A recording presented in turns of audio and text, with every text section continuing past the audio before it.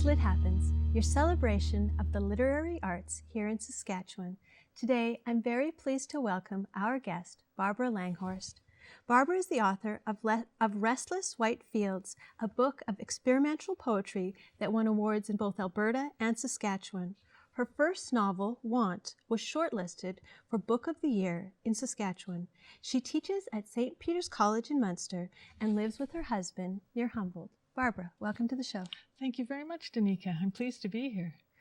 I've known you by running into you at St. Peter's, and usually you're introducing other authors when I've seen you. So it's such a delight to have you on the show to talk about your own work. Well, thank you so much. Yes, if it weren't for all the authors that we've invited to St. Peter's, I wouldn't be writing. Well, and as an instructor, you're always pushing other people's work and encouraging people to read other authors. So what can you tell me about what led you to want to be a writer? Well, it's really strange. I've always loved reading. I've always loved poetry. My dad used to stand at the bottom of the steps in the kitchen when he was going to work and say, "Look for me by moonlight. I'll come to thee by moonlight, though hell should bar the way." And I was about 3, and I would go chanting that through the grocery store, which always amused my mother, I'm sure. So I always loved poetry, and I studied it in university, but I've also always loved fiction. So I didn't start writing until I was at St. Peter's, and we had a workshop with Laurie Nielsen Glenn, and we were short a person, so I thought I'd sit in, and I did, and she got me hooked on writing poetry, and then 3 years later I had a book of poetry out, and then I decided I had an idea for a novel, and all the writers that come to St. Peter's are so kind and welcoming, and all the ones I've worked with at the U of S as well. So yeah, it's really been interesting. Well, we do have a wonderful community of writers here in Saskatchewan. It's fantastic. So welcoming. And when you started with poetry, did you ever think that you would write a novel as well? No, I didn't actually. It was really strange. When I started writing poetry, I wrote a lot about animals, but then I started writing about sort of things that came to me about my parents' death and about losses that I'd had in my life. And I found it very freeing to be able to make art out of some things that were pretty dark in my life. But with the novel, I find I just aim mainly for humor, and whatever happens, happens. So I find it even more liberating than the poetry. And was it a big change in your writing style to go from one to the other? It was. I knew nothing about writing fiction when I started writing fiction. I signed up with the Humber School for Writers and worked with Sandra Birdsall for 6 months. Dave Margocius and Dave Carpenter supported me in that application, and that was really nice. The Sask Arts Board helped. And yeah, I just blundered my way through it, but it was a wonderful ride, so yeah. Would you like to read I would, for us sure. a little bit? So this is part of the book that I didn't write with Sandra. This is something I wrote. I actually went back and rewrote the beginning. So I'll just read from the beginning here. My father always said that crazy was a thing that didn't just happen. No, not in our family. Behavior evolved, all his books told him. People never simply snapped. But when my aunt drove flat across the country toting 3 small children born in 4 short years, she gave no warning at all. She didn't even call until she'd reached Lloydminster, less than 3 hours away, spouting some nonsense about KGB moles, the glove compartment, a plain brown envelope holding $20,000 in slippery soft bills.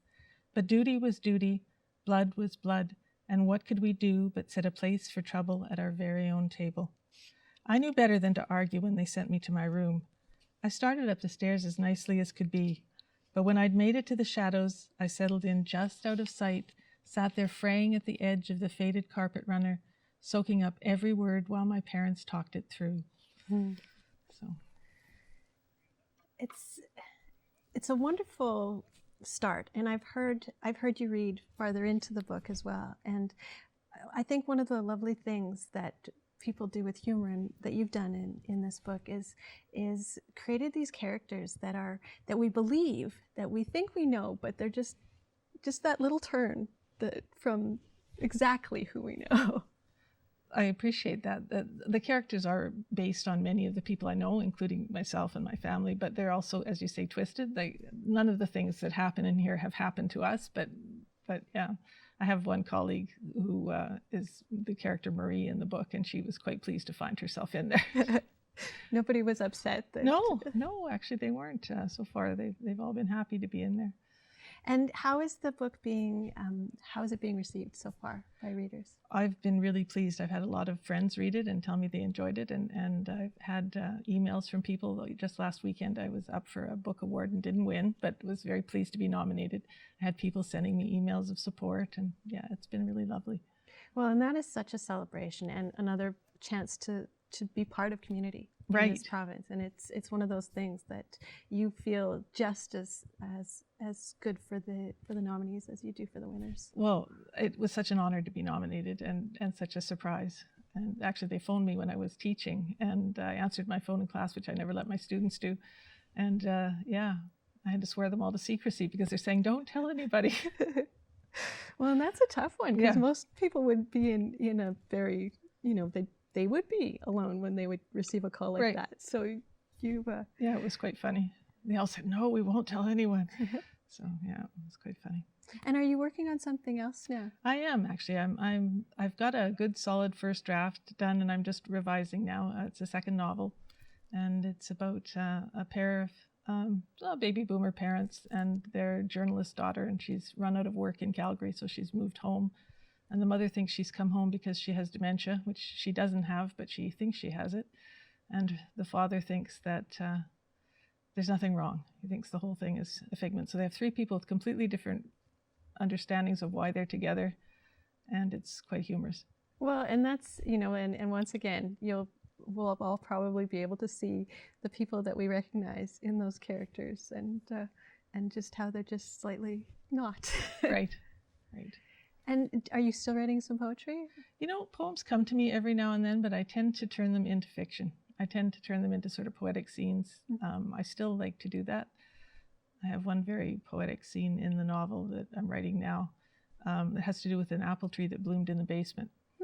And so, yeah, I had the privilege of working with Guy Vanderhaeg at Sage Hill on this novel, so he gave me a good foundation there to build on. Well, and that's so important, and to know that we are part of this creative place, and that we can see those things that are not normal, like an apple tree blooming in the basement. How wonderful to notice that and to be able to share it. Yeah. Well, that's the thing. I used to paint, and when I painted, I got so that I would look at a landscape and I could see it in all different colors. You didn't see grays for shadows, but you saw blues or greens or purples or whatever, red in the trees.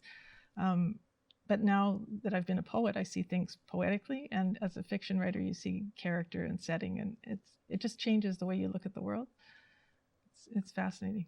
Well, I think that's such a great thing that an artist, that an author can do, is to help us to look at the world just slightly in a different way. So we're just about out of time. Can you tell me where people can find your book? It should be at McNally Robinson. I believe it's also available through Indigo and Amazon. There's a Kindle version available. I think it's even available in the States if anybody's watching. Well, thank you so much, Barb. It's Thank been a you pleasure very to have much. you on the show. Thank you so much. I'm Danica Lorer, and this has been Lit Happens. You can find past episodes on YouTube. You can find me on Facebook or Instagram or Twitter. If you have an idea for a show, you can contact me at danicalorer@gmail.com. Thank you for watching.